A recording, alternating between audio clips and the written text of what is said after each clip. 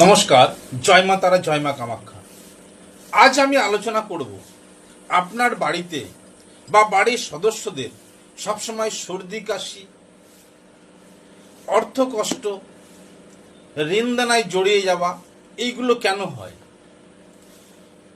এইগুলো আলোচনা করার আগে আপনাদের বলবো, আমার ভিডিওটি যদি আপনাদের ভালো লেগে থাকে তাহলে আপনারা অবশ্যই ভিডিওটিকে লাইক, কমেন্ট এবং শেয়ার করবেন।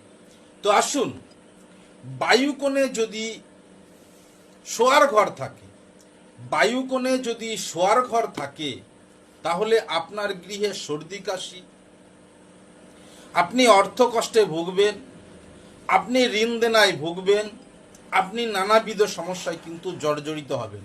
কি কারণে? বায়ুকোণে যদি শোয়ার ঘর থাকে এইগুলো কিন্তু আপনার সঙ্গে ঘটবে বা আপনার সঙ্গে হবে। বায়ুকোণে যদি শোয়ার ঘর থাকে তাহলে আপনার ঘরে সর্দি কাশি লেগে থাকবে, আপনি ঋণে জর্জরিত হয়ে যাবেন, আপনি অর্থকষ্টে ভুগবেন, আপনি ঋণদানায় পড়ে যাবেন। এই জিনিসগুলো কিন্তু আপনার সঙ্গে ঘটতে বাধ্য। আপনি আর্থিক সংকট, আপনি ঋণের জর্জরিত হবেন। কি করলে, কি থাকলে? বাস্তুর বায়ুকোণে যদি শোয়ার ঘর থাকে তাহলে আপনার সঙ্গে কিন্তু এই ঘটনাগুলো অবশ্যই ঘটবে।